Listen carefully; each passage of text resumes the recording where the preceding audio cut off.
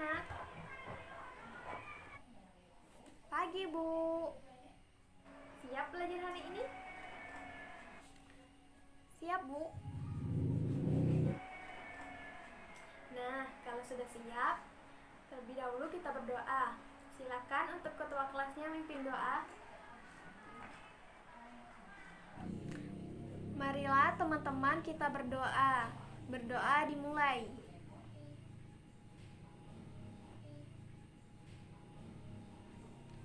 Berdoa selesai. Kita absen dulu ya. Age, Armina, Indra, Reksi. Nah, hadir semua ya. Anak, ibu mau nanya, benar nggak struktur jaringan hewan itu bermacam-macam? Benar, Bu. Lalu jaringan apa saja yang terdapat pada hewan?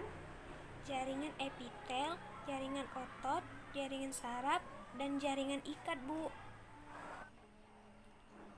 Ya, benar. Nah, pada pertemuan sebelumnya kita sudah mempelajari struktur jaringan tumbuhan. Bagaimanakah dengan struktur jaringan hewan? Apakah sama? Beda, Bu. Lalu apa perbedaannya? Kalau jaringan tumbuhan itu, Bu, terdiri atas jaringan meristem, epidermis, parenkim, penguat, dan pengangkut. Sedangkan pada jaringan hewan itu terdiri atas jaringan epitel, jaringan pengikat, jaringan otot, dan jaringan saraf. Ya, betul ya. Jaringan tumbuhan dan jaringan hewan ini juga memiliki perbedaan yang lainnya, seperti jaringan tumbuhan memiliki dinding sel, sedangkan jaringan hewan tidak memiliki dinding sel. Dan perbedaan yang lainnya, jaringan tumbuhan pertumbuhannya terbatas, yaitu hanya sampai pada ujung batang dan akar.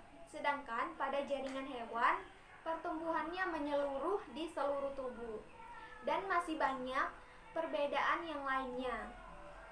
Baiklah anak-anak, sekarang kalian bentuk kelompok heterogen yang terdiri dari 3-4 orang. Sekarang perhatikan gambar ini.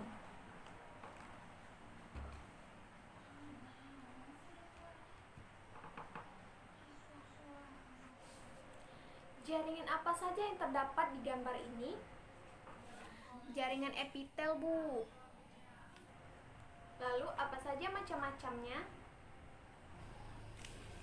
Silindris bersilia, pipih berlapis, kubus selapis, pipih selapis, silindris selapis, dan silindris berlapis, Bu.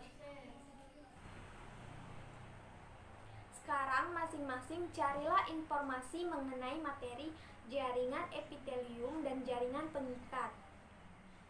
Setelah semuanya memperoleh data, diskusikanlah kepada teman kelompok kalian. Sekarang tiap kelompok mempresentasikan hasil diskusinya. Lalu bandingkanlah dengan data yang telah kalian peroleh. Lalu catatlah apa yang kurang dari data yang telah kalian peroleh tersebut. Nah, sekarang silakan kelompok 1 untuk presentasi terlebih dahulu. Baiklah, semua kelompok sudah presentasi ya.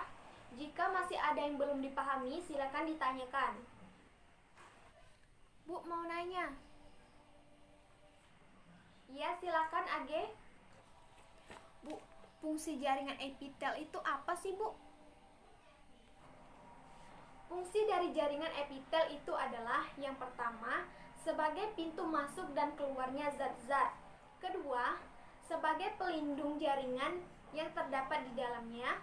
Yang ketiga, sebagai penerima rangsang. Dan yang keempat, sebagai kelenjar. Nah, itu fungsinya ya. Apakah sudah paham, Age? Oh iya, Bu, paham. Ya, baiklah anak-anak. Jadi, jaringan epitel ini terdiri atas epitel satu lapis dan epitel berlapis banyak. Apa sih macam-macamnya? Epitel satu lapis terdiri atas epitel pipi satu lapis, kubus satu lapis, dan silindris satu lapis. Sedangkan epitel berlapis banyak terdiri atas epitel pipih berlapis banyak, kubus berlapis banyak, silinder berlapis banyak, dan epitel transisional. Lalu pada jaringan ikat ini terdiri atas jaringan ikat longgar, jaringan ikat padat, jaringan tulang rawan atau kartilago, jaringan tulang sejati atau osteon, dan jaringan darah. Yang dimana pada jaringan ini, pada setiap fungsi, bentuk, dan letaknya itu berbeda-beda. Baiklah, apakah sudah paham anak-anak? Paham, Bu? Ini ada tugas untuk kalian. Silakan dikerjakan dan dikumpulkan minggu depan. Baik, Bu. Baiklah anak-anak, terima kasih untuk hari ini. Tetap semangat belajar, jaga selalu kesehatan. Ibu akhiri pertemuan pada kali ini. Wassalamualaikum warahmatullahi wabarakatuh. Waalaikumsalam warahmatullahi wabarakatuh. Terima kasih, Bu.